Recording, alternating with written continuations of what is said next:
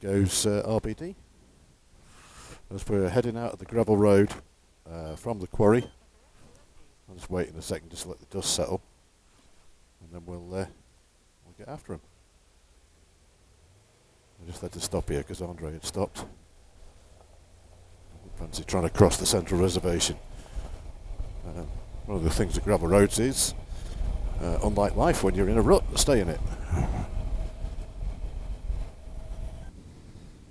Okay, so we're out by the quarry now. RBD's still in front.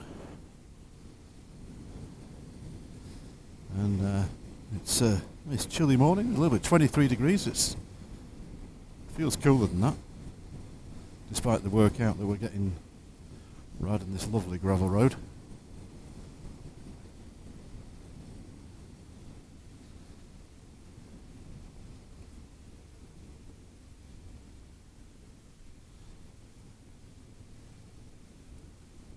Oh, we get some air.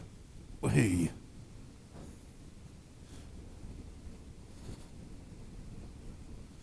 I'm trying to hang back a little bit because I don't want to be in RBD's dust all the time, but it's very difficult sometimes just to modulate your speed. When you get to a comfortable pace, you just want to sit at it. But we're still cracking along, 33 mile an hour at the moment. Nice easy pace on a road like this.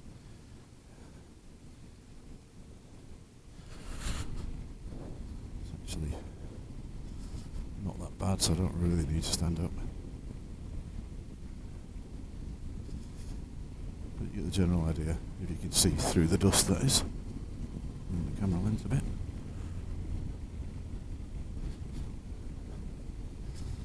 Bumpy.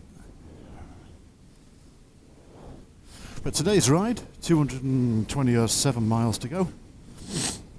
It's mostly down the Pan Am, so I'll switch the camera on a little bit as we're getting into the chaos around Lima. But it's of all the days riding, this is probably not the most interesting. As we head straight down the Pan Am to get south of Lima, from where we were staying in a place called Chincha Alta, which is in the pisco growing region. They make a lot of the Peruvian pisco, from which pisco sours are made. It's a fantastic liqueur, but extremely dangerous. It's so sweet and drinkable that you end up having too much, and then you get up and your legs don't work anymore. But more of that later. For now, step over the speed hump, and then we're back on tarmac. Okay, welcome back to the Pan American Highway, heading towards Lima. We've just had the first drama of the tour. Dave Willimant suffered a rear split tyre on the gravel section I just filmed a few minutes ago.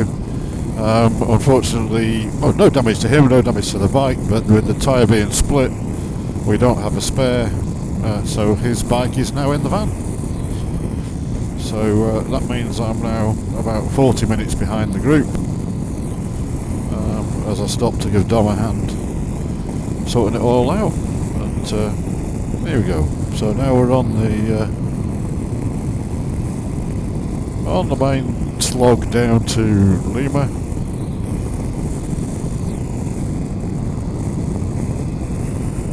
So we're travelling once again through the desert-like landscape of northern Peru.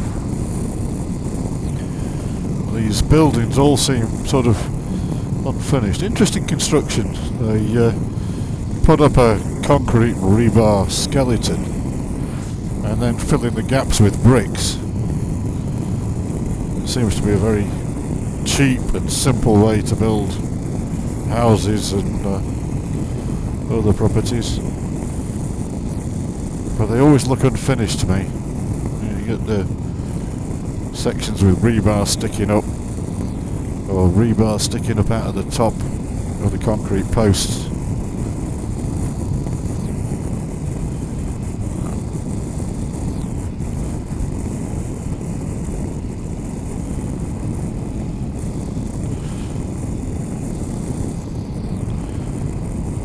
There you go. Okay, welcome back to the Peruvian desert and the Pan American Highway. I just thought I'd switch the camera on at bloody blowing a gale, the side wind, but the white buildings you can see on the horizon over there, massive, great big chicken sheds, sort of plonked out in the middle of the desert, farming chickens. To ask Norman what they were. So obviously being an ex-farmer, he knows. And what we're faced with now is you get those little houses and huts dotted about the landscape, being battered by what must be a relentless wind. I mean, it is blowing quite a bit at the moment, blowing sand into the road.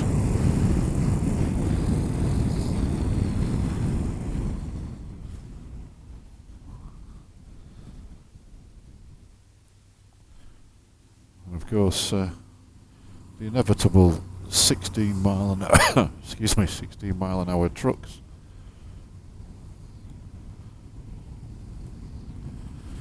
Just do a little bit of local riding, scoot past a few people. But you can see right out into the distance, over that way, well, some distance that way is the ocean. But you can see out here in the middle of nowhere, they're just farming chickens, as you do. Man's insatiable demand for poultry meat being satisfied in the Peruvian desert. Okay, so welcome back to Peru. We are now negotiating the Pan American as it passes around Lima. As you can tell, the traffic is somewhat busier. I managed to get the camera on at a quiet moment, so the traffic's so far been a little bit on the hectic side. And we're still some distance away from Lima itself, so sort of on the outskirts. But the Pan American Highway goes more or less through Lima. A series of it's a 3-lane highway that rapidly becomes 5 lanes. Every now and then, particularly where the buses are. And it's mostly car traffic. Mostly. At the moment, relatively well behaved, although how I've managed to get through some of the narrow spaces without getting the panniers bashed is a bit beyond me. A couple of trains going across the bridge. So, all in all, it doesn't look too bad at the moment, does it? Let's see what it's like a little bit later on. Okay, welcome back to the Pan American. Heading down through Peru. We're south of Lima now. Not sure you can catch that, but there's a glimpse of the ocean to my right. So we've just had a regroup with Dom, the unfortunate David, to discuss options regarding his tyre. They're going to look into getting a replacement tomorrow in Lima, because it's the only place where we stand a chance of getting a tyre that size.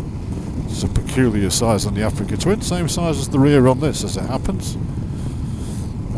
But in this part of the world, getting spare motorcycle tyres at the last minute can be a little tricky. So that's the plan. Meanwhile, I'm now some considerable time behind the rest of the group, because the van won't be with us tonight. I have Aaron and Mira's pillion bags strapped to the back of my bike.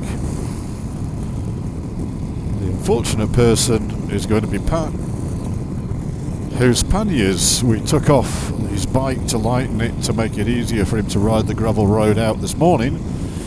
And instead of waiting at the end of the gravel road for Dom so that he could put his panniers back on his bike, he didn't. And because of that, his panniers are now in the van, and he won't be getting them tonight because I've no way of carrying them.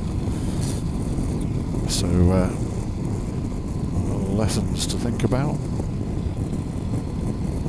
Should you ever be faced with a similar situation on an adventure in the future.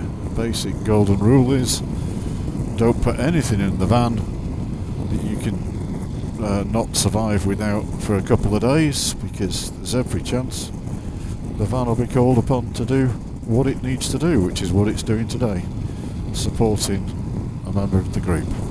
Anyway, there we go. We're going to continue this journey along. I'll keep talking to myself. I'll switch the camera off because I'm sure you don't want to hear me waffling for the next 91 miles down this long and straight road. Okay, welcome back. Southern Peru, we've got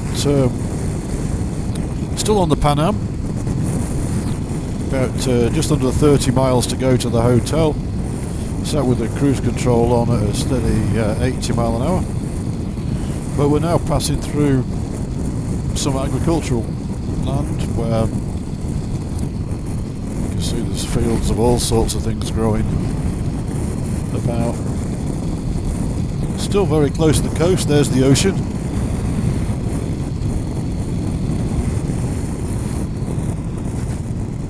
Still typical Peruvian buildings, but now we have clearly fields of crops growing neat rows.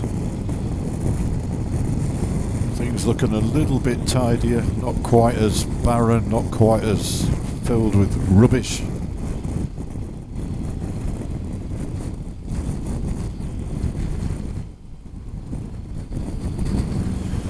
A lot of cyclists about. There must be some sort of cycling event going on.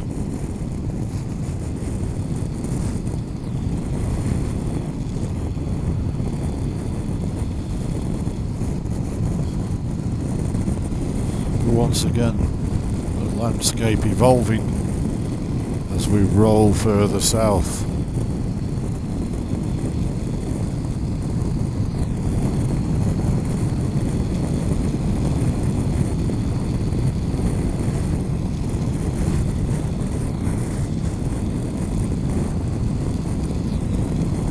Lots of fields of maize or corn.